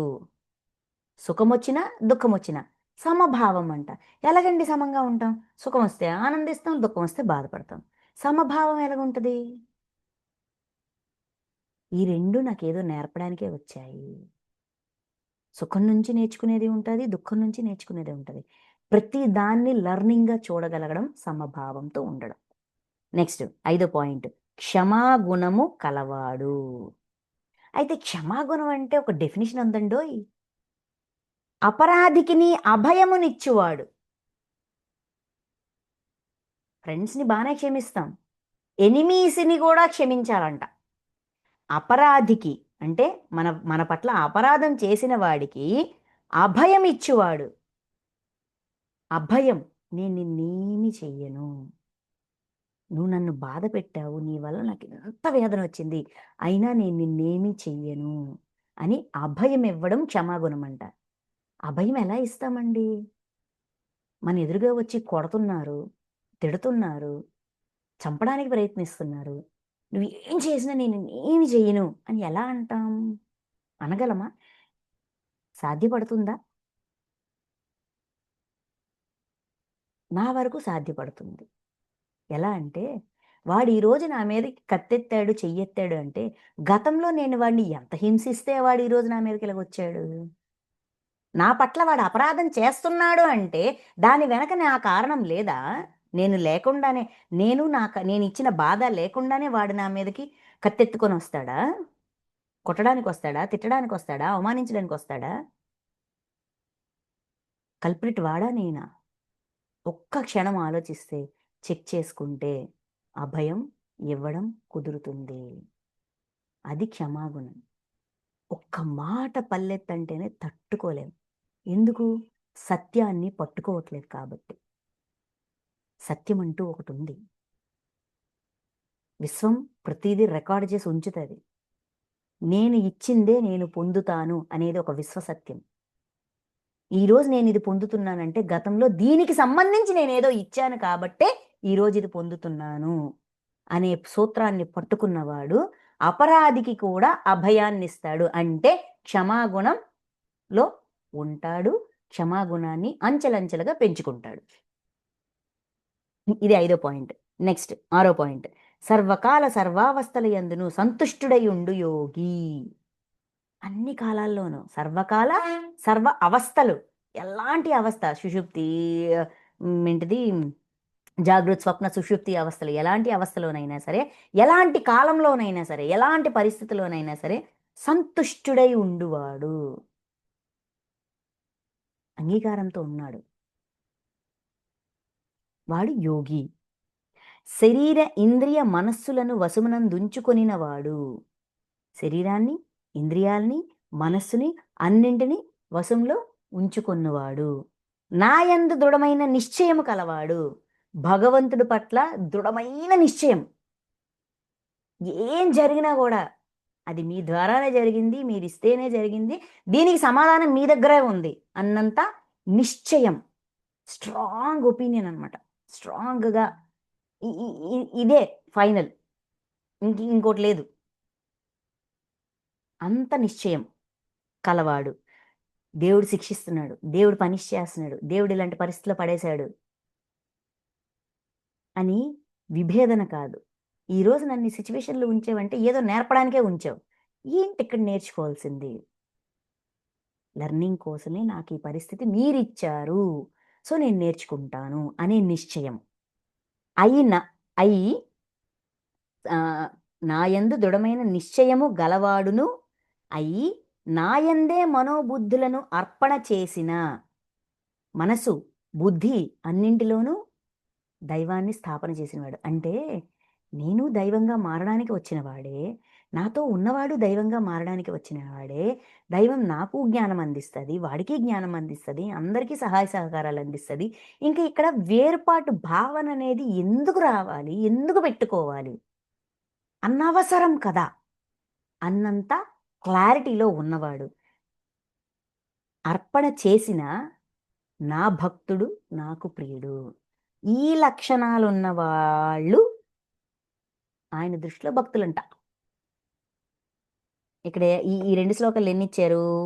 7, 8, 9 పాయింట్స్ ఇచ్చారు. నా భక్తుడు నాకు ప్రియుడు. మనం ఒక్కొక్కరికి ఒక్కొక్క దైవం మీద విశ్వాసం ఉంది. నేను ఆ దైవం యొక్క భక్తుణ్ణి అని మనం అనుకుంటాం కదా. మరి ఆ దైవం దృష్టిలో మనం భక్తులమా కాదా అంటే ఈ 9 పాయింట్స్లో మనం ఎంత ఉన్నామో మనకు మనం చెక్ చేసుకోవాలి. నెక్స్ట్ 15వ శ్లోకం, లోకలం. ఇంకొకటి, ఇది చాలా ముఖ్యమైనదండి. మనం తెలిసి తెలిసి తెలిసి తెలిసి చేసే చాలా బ్లండర్స్, మిస్టేక్స్, ఘోరాల్లోన ఇది ఎక్కువ ఉంటుంది, ఈ పాయింట్ ఎక్కువ ఉంటుంది. ఈ శ్లోకం 15వ శ్లోకం. ఏదైనా అవ్వకపోయినా ఫస్ట్ ఇది మనం అవ్వాలి. చూడండి, లోకమున ఎవ్వరికిని ఉద్వేగము క్షోభ కలిగింపని వాడును, ఎవరి వలనను తాను ఉద్వేజితుడు కానివాడును, ఉద్వేగమునకు గురి కానివాడును, హర్షము ఈర్ష భయము ఉద్వేగము మున్నగు వికారములు లేనివాడును, అగుభక్తుడు నాకు ప్రియుడు. ఉద్వేగానికి గురి కాకూడదు, ఉద్వేజితుడు చెయ్యకూడదు.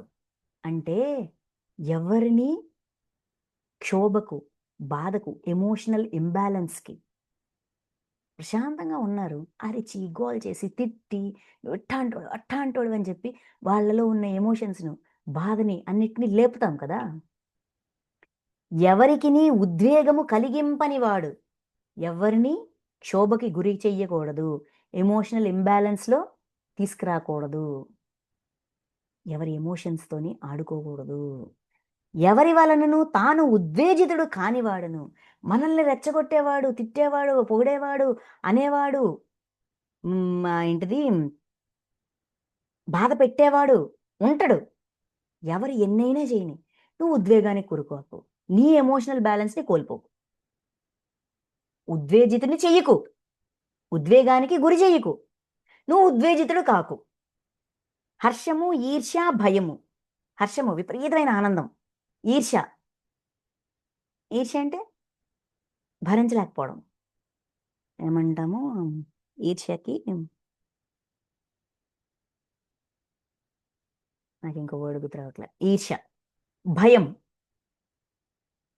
ఉద్వేగం, మున్నగు వికారములు, ఈ నాలుగింటిని వికారాలు అంటున్నారు. అంటే డిస్ట్రాక్ట్ చేసే సరికాని గుణాలు, ఒక వ్యక్తిని డిస్ట్రాక్ట్ చేసే సరికాని గుణాలు. దేని నుంచి డిస్ట్రాక్ట్ చేస్తాయి?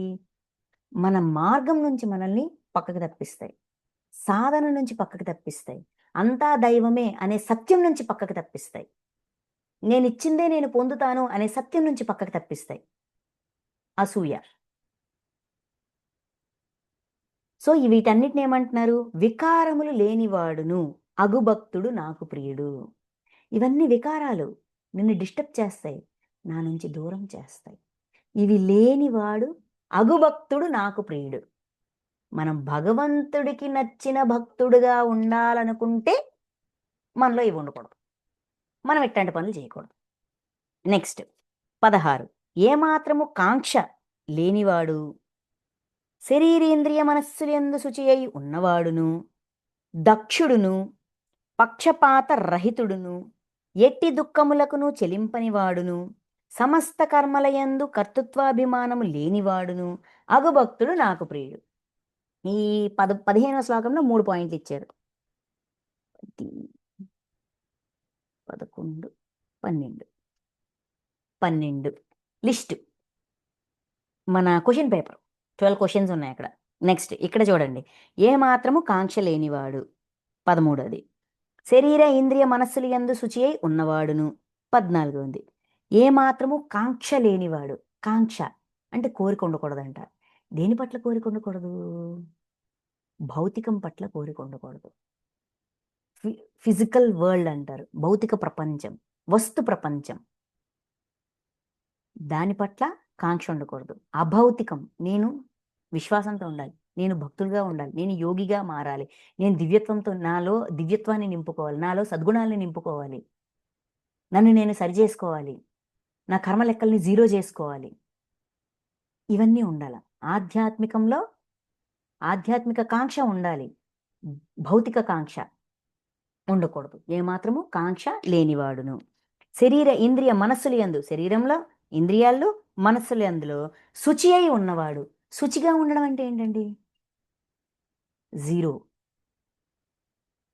శరీరాన్ని శుభ్రంగా ఉంచుకోవాలి, శరీరంలో కణజాలంలో దివ్యత్వాన్ని కోల్పోయింది అంటే, అది శుచిగా లేదంటే, అందులో ఒక రోగం వచ్చిందంటే కారణం ఏంటి అని వెతకాలి. మనస్సులో సరికాని ఆలోచనలు వస్తున్నాయి, ఎందుకు ఇలాంటి సరికాని ఆలోచనలు వస్తున్నాయి, ఏ కారణంగా వస్తున్నాయి, ఏది మార్చకపోవడం వల్ల వస్తున్నాయి, చెక్ చేసుకొని సరి చెయ్యాల. శరీరము, ఇంద్రియాలు, మనస్సు. ఇంద్రియాలు కూడా సరికాని దానికి ఎందుకు అట్రాక్ట్ అవుతున్నాయి? ఇది సరికానిదే అని నేను చెప్తున్నా కూడా అది ఎందుకు నన్ను డిస్టర్బ్ చేస్తుంది? చెక్ చేసుకోవాలి. చెక్ చేసుకొని మళ్ళీ దాన్ని సరిచేయాలి. ఈ మూడింట్లో కూడా శుచి అయి ఉన్నవాడు, శుభ్రం. అశుభ్రాలు ఉంటాయి. అశుభ్రాన్ని శుభ్రం చేసే తపన ఉండాల, చేసేయాల. దక్షుడును, దక్షత అంటే నేను మానవ జన్మ ఎత్తాను, దాన్ని సఫలీకృతం చేసుకోవాలా. ఈ జన్మని ఎందుకు తెచ్చుకున్నానో దాన్ని నేను పూర్తిగా కంప్లీట్ చెయ్యాలా. జన్మ ప్రణాళికని ఫుల్ఫిల్ చేస్తూ, ఈ జన్మ యొక్క కారణాన్ని పూర్తి చేస్తూ, ఇంకా లెర్నింగ్ తీసుకుంటూ మానవ జన్మని సఫలీకృతం చేసుకునే పట్టుదల, దక్షత. నెక్స్ట్, పక్షపాత రహితుడును. పక్షపాతం ఉండకూడదు. నా వాడైతే సపోర్ట్ చేస్తా, నా వాడి కాని వాడైతే సపోర్ట్ చేయను. న్యాయం, ధర్మం ఏదైనా సరే పక్షపాతం ఉండకూడదు. సరి అయిన దాని పట్ల మన మన మన సపోర్ట్ కానీ, మన ప్రవర్తన కానీ మిత్రుల పట్ల ఒకలాగా, శత్రువుల పట్ల ఒకలాగా, తెలిసిన వాడి పట్ల ఒకలాగా, తెలియని వాడి పట్ల ఒకలాగా, నచ్చిన వాడి పట్ల ఒకలాగా, నచ్చని వాడి పట్ల ఒకలాగా, ఇలా పక్షపాతం వహించడానికి లేదు.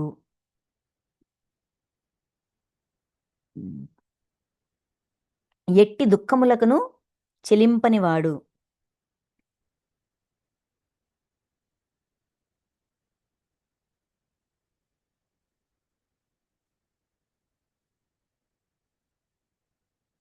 దుఃఖం వచ్చింది, బాధ వచ్చింది, ఎవడి వల్లో ఏంటో అని నింద వేసుకుంటూ అలా అటువంటి చలనాలు వద్దు. కార్యకారణ సంబంధంతో దాన్ని సరిచేసుకోవడం. నెక్స్ట్, సమస్త కర్మల యందును కర్తృత్వాభిమానం లేనివాడు అగుభక్తుడు నాకు ప్రియుడు. సమస్త కర్మల యందును కర్తృత్వాభిమానము, నేనే చేస్తున్నాను, నేను నాది అనేది విడిచిపెట్టడమే కర్తృత్వాభిమానం లేకుండా ఉండడం. ఎందుకంటే నేను ఒక పని చేస్తానంటే నేను దైవంగా మారడానికి చేస్తాను, వాడొక పని చేస్తున్నాడంటే వాడు దైవంగా మారడానికి చేస్తున్నాడు. ఇంకా నేనేంటి, నాదేంటి, నేను చేసానేంటి, చేయలేదేంటి, దాని వెనక ఒక కారణం ఉంది కదా. ఇంకా కర్తృత్వం ఎందుకు? ఒకటే కారణం, నేను దైవంగా నేను నాది అనేది విడిచిపెట్టాలి. నేను దైవంగా మారాలి. నేను దైవంగా మారాలి అంటే నేను నాది అనే దాన్ని విడిచిపెట్టాలి. అందుకు నా పని నేను చేసుకుంటున్నాను. దానికి నేను చేశాను, నా వల్లే జరిగింది, ఈ ఈ ఈ గొప్పలు, ఈ గుర్తింపులు ఎందుకు? గుర్తింపులతో సంబంధం లేకుండా పని చేసుకుంటూ పోవడం, అప్పుడే దైవంగా మారడం అనేది సాధ్యం. అందుకని సమస్త కర్మల యందును కర్తృత్వాభిమానము, అభిమానం లేనివాడును అగుభక్తుడు నాకు ప్రియుడు. ఈ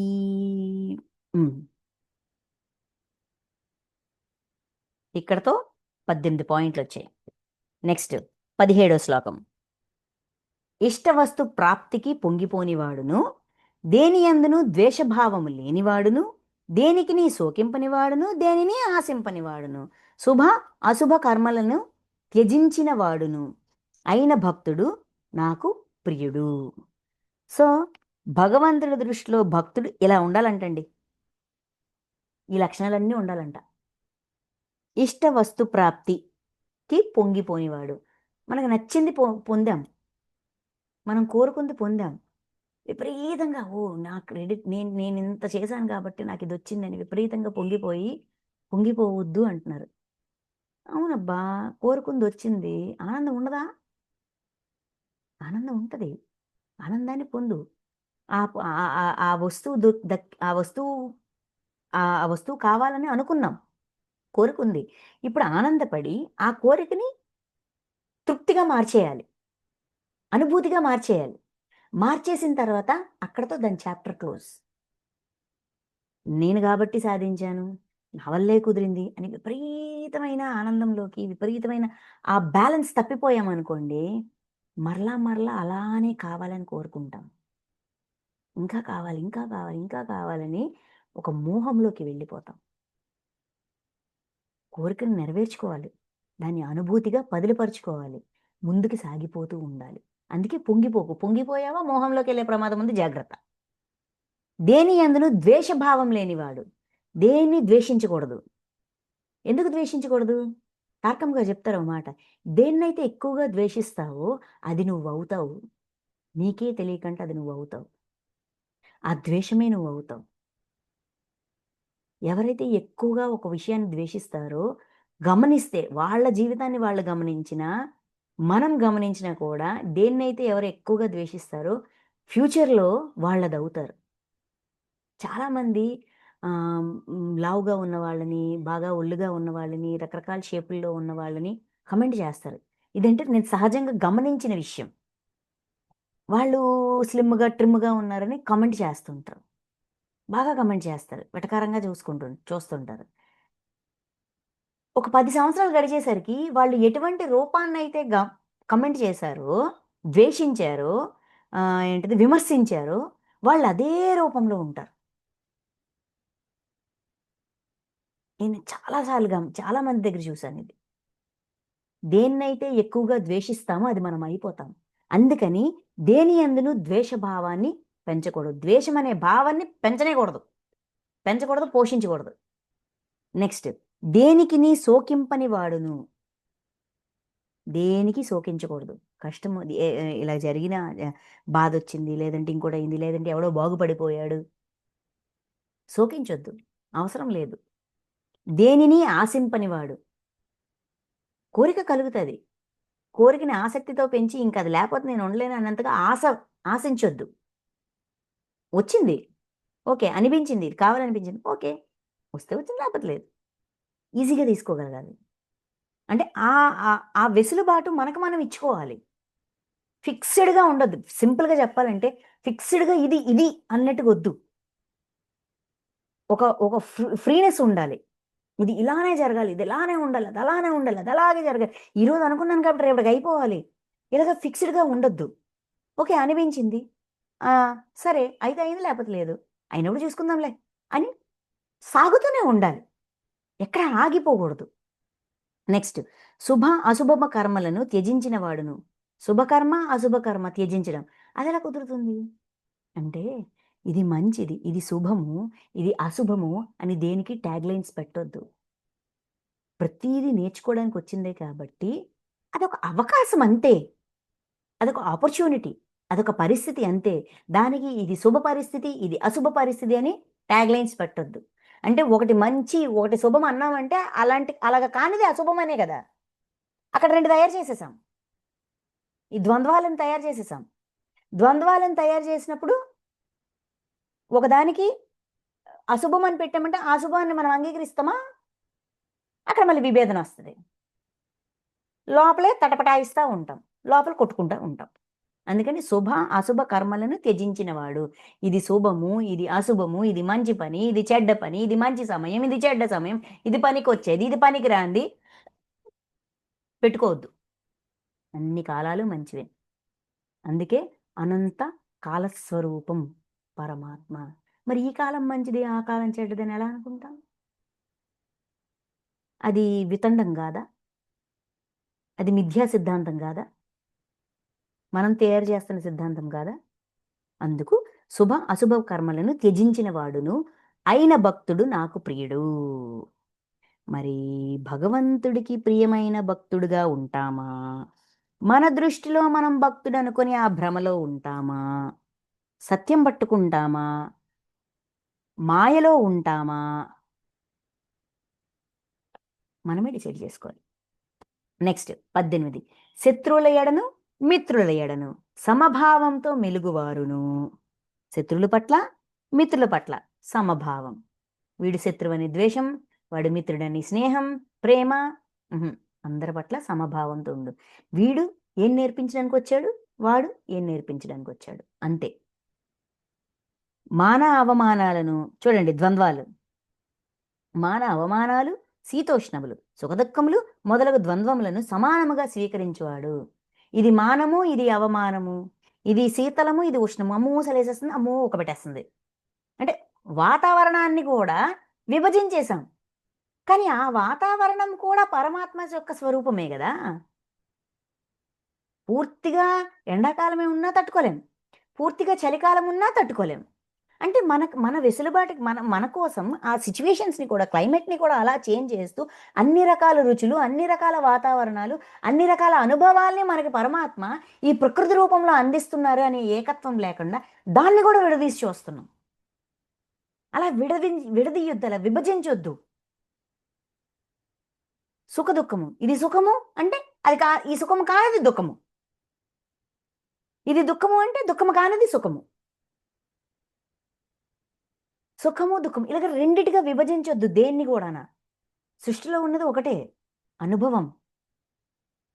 అనుభవం పొందడం, ప్రాయశ్చిత్తాన్ని పూర్తి చేస్తూ అనుభవంగా దాన్ని మార్చడం. చేసే ప్రతి పని కూడా ప్రాయశ్చిత్తమే.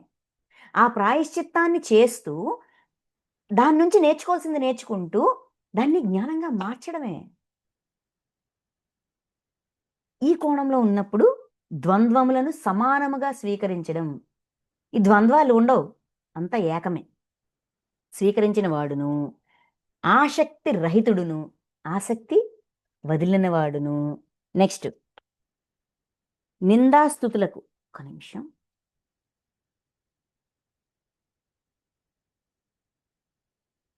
ఇక్కడ వరకు 27 పాయింట్లు వచ్చాయి. నెక్స్ట్ నిందాస్తుతులకు చెలింపని వాడును, మననశీలుడును, శరీర నిర్వహణకై లభించిన దానితోడనే తృప్తిపడువాడును, నివాస స్థానముల యందు మమతాశక్తులు లేనివాడును, స్థితప్రజ్ఞుడు అగుభక్తుడు నాకు ఇష్టుడు.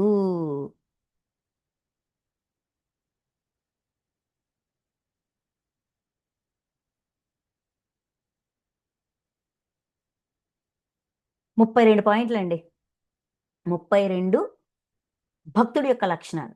మనం భగవంతుడి దృష్టిలో భక్తుడు అనిపించుకోవాలి అంటే ఈ 32 లక్షణాలు మనమై ఉండాలి. మన జీవుల్లో, జీవాత్మల, ఆత్మలో మూడింట్లోనూ వీటిని పొందుపరుచుకోవాలి. అయితే నిందాస్తుతులకు చెలింపనివాడు. నిందకి స్తుతికి, నిందించడం అంటే తప్పు పట్టడం, స్తుతి అంటే మెచ్చుకోవడం. నిందించినా స్తుతించినా చెలించకూడదంట. నిందిస్తే బాధ వస్తుంది, స్తుతిస్తే ఆనందం వస్తుంది. ఓకే, ఆ క్షణానికి వస్తుంది, ఓకే. అయితే ఈ నింద వెనక కారణం ఏంటి, ఈ స్తుతి వెనక కారణం ఏంటి అని చెప్పి వెంటనే మన దృష్టిని కారణం వైపు మళ్లించినప్పుడు మనం చెలించకుండా ఉంటాం. లేదంటే అన్న ఒక మాట అంటామని 4 మాటలు అంటాం. పొగిడారు కాబట్టి వాళ్ళకి వశమైపోతాం, వాళ్ళు ఏం చెప్పినా చేస్తాం. అది మంచిగా చేయడానికి చూడం, అలాగ కూడా తప్పు చేసే అవకాశం ఉంటుంది. అందుకని చెలించుకో, కారణాన్ని వెతుకు, సరి చేసేయి, అయిపోయింది. అది చెలించకుండా ఉండడం అలాగ సాధ్యం. మననశీలుడు, నిరంతరం మననం చేయాలి. ఏం మననం చేయాలి? నేను ధర్మమార్గంలో ఉండాలి, ఈ దివ్యత్వం, నేను దైవంగా మారడానికి వచ్చాను, దానికి నేనేం చెయ్యాలి అనే మననం నిరంతరం ఉండాలి. నెక్స్ట్ శరీర నిర్వహణకై లభించిన దానితోడనే తృప్తి పడువాడు. నా శరీర పోషణ కోసం నాకేం లభించిందో దానితో నేను తృప్తి పడిపోవాలా. ఇది కాదు అది కావాలి, అది కాదు అది కావాలి, ఇది కాదు ఇది చాలదు, ఈ స్థితి చాలదు, ఈ ఇల్లు చాలదు, ఈ భర్త చాలదు, ఇంకా ఉద్యోగం, ఇంకా జీతాలు, ఇంకోటి ఇంకోటి ఇంకోటి ఇంకోటి. మనకి మన మన దగ్గరికి మన చేతిలో ఉంది అంటే అది మనకు సరిపోతుంది. ఆ తృప్తి ఉండాల. అంటే భౌతిక జీవితం పట్ల తృప్తి ఉండాల. నివాస స్థానముల యందు మమతాశక్తులు లేనివాడు. అలాగని భౌతిక జీవితం మన తృప్తి అంటే మళ్ళీ ఇంకో పాయింట్ మెన్షన్ చేశారు చూడండి. నివాస స్థానములు, ఎక్కడైతే మనం నివసిస్తున్నామో దాని పట్ల మమత, ఆసక్తి 2 ఉండకూడదంట. ఎందుకంటే అది లీజుగా తెచ్చుకున్న ఇల్లు. పుట్టాం, చస్తాం, మధ్యలో ఒక అది ఓనర్షిప్ ఇవ్వరు. ఓనర్షిప్ కాదు అది, అది నాది అనడానికి లేదు. మనం వెళ్ళిపోయిన తర్వాత అక్కడ ఎవరు ఉంటారు? ఎవడో ఉంటాడు. ఉన్నంతకి ఉండడానికి ఒక నీడగా తెచ్చుకున్నాం. దాని మీద విపరీతమైన మమత, విపరీతమైన ఆసక్తి. మమత, ఆసక్తి పెంచుకోవడం వల్ల ఏంటి ప్రమాదం? ఎందుకు మమత ఆసక్తి వద్దంటున్నారు? ఎందుకు మమత ఆసక్తి ఉండొద్దంటున్నారు? ఆ నివాస స్థానం మీద మమత, ఆసక్తి పెంచుకుంటే బాడీ వెకేట్ చేసిన తర్వాత కూడా ఎర్త్ బౌండ్ సోల్గా అక్కడే కూర్చుంటాం. కాబట్టి అక్కడే కూర్చొని మన ప్రయాణాన్ని చాలా కాలం పాటు ఆపేస్తాం. పురోగమనం ఉండదు. అందుకు నివాస స్థానముల యందు మనం ఉన్నాం. ఇప్పుడు ఇప్పుడు ఇల్లు ఉంది, దీనికి నేను ఓనర్ కాదు. ఇది నేను నేను అనుభవించడానికి, ఉన్నంతకాలం అనుభవించడానికి నాకు అందించబడిన గిఫ్ట్, పరమాత్మ ఇచ్చిన గిఫ్ట్. హ్యాపీగా ఉండడం, వెళ్ళాల్సి వచ్చినప్పుడు టక్కుమని. ఈ శరీరమే ఉండదు, ఇంకా ఇల్లేంటి? ఇంకా నివాస స్థానం అంటే ఉండే ఇల్లే కాదండి, ఈ శరీరం కూడానా. చైతన్యం, నా జీవాత్మ ఇందులో ఉంటుంది, నా జీవాత్మకి ఇది నివాస స్థానం, నా శరీరానికి జీవుడికి ఇల్లు నివాస స్థానం, రెండు నివాస స్థానాలే. సో నివాస స్థానాలు యందు మమత ఆసక్తి, శరీరం పట్ల ఆసక్తి మమత పెంచుకోకు. నువ్వు ఈ శరీరం నివసించే ఇళ్ళ పట్ల ఏదైతే అది, దాని పట్ల మమత ఆసక్తి పెంచుకోకు. స్థితప్రజ్ఞుడు అగుభక్తుడు. స్థితప్రజ్ఞత, ఎమోషనల్ బ్యాలెన్స్, భావోద్వేగాల నియంత్రణ. అవసరమైన ఎమోషన్ని మాత్రమే ప్రకటిస్తూ అవసరం లేని ఎమోషన్ని అసలు పోషించకుండా ఉండడమే. స్థితప్రజ్ఞుడు అగుభక్తుడు నాకు ప్రియుడు. 32 లక్షణాలు భగవంతుడి దృష్టిలో భక్తుడు ఏంటి, ఎవరు అనడానికి ఇచ్చిన ఎక్స్ప్లెనేషన్ ఇస్తూ 20వ శ్లోకం, ఈ అధ్యాయం యొక్క ఆఖరి శ్లోకం. ఉపరియుక్త ధర్మామృతమును సేవించుచు, అంటే ఇంతవరకు చెప్పిన ఈ ఈ పాయింట్స్ అన్నీ కూడా సేవించుచు అంటే లోపలికి ఇంకించుకుంటూ ఆచరణలో పెడుతూ, ఉపరియుక్త ధర్మామృతమును సేవించుచు అంటే పైన పేర్కొనబడిన ఉత్తమ గుణములను కలిగి ఉండి, నిష్కామ భక్తి శ్రద్ధలతో. ఇంతవరకు ఏమన్నారు? నిష్కామ కర్మ చేయమన్నారు. ఇప్పుడు ఏమంటున్నారు? నిష్కామ భక్తి శ్రద్ధ. భగవంతుడి మీద భక్తి శ్రద్ధ ఉంచు. ఈ భగవంతుడు నా భగవంతుడు అని మళ్ళీ కొట్టుకోవద్దు. నిష్కామ భక్తి శ్రద్ధలతో మత్పరాయణులైన భక్తులు నాకు అత్యంత ప్రియులు. ఆధ్యాత్మిక ఉగ్రవాదంలోకి వెళ్ళొద్దు అంటున్నారు. నిష్కామ భక్తి శ్రద్ధ అంటే భగవంతుడి మీద విశ్వాసం ఉంచు, భక్తి ఉంచు, నమ్మకం ఉంచు, శ్రద్ధతో ఉండు. ఏదైనా ఆయన చూసుకుంటారు అనే శ్రద్ధతో ఉండు. ఆయన నేర్పిస్తాడు, ఆయన నాకు సమాధానం ఇస్తాడు, నన్ను గైడ్ చేస్తారు, నన్ను ముందుకు నడిపిస్తారు. నా అంతరంగంలో ధర్మస్థాపనకి ఆయన పూర్తి సహాయ సహకారాలు అందిస్తారు. ఈ దేవుడు నా దేవుడు, ఈ దేవుడు నావాడు కాదు, ఈ దేవుడు నా దేవుడు అని నేను అన్నానంటే ఇంకొక దైవాన్ని నేను తిరస్కరిస్తా. అందుకని నిష్కామం, భక్తి కూడా నిష్కామంగా ఉండాలంట. రిజల్ట్ని ఆశించకూడదు. నేను ఇన్ని పూజలు చేశాను, నేను ఇంత ఆరాధించాను, నేను ఇంత విశ్వాసంతో ఉన్నాను, మరి నాకేం చేస్తున్నారు, నాకేమిచ్చావు,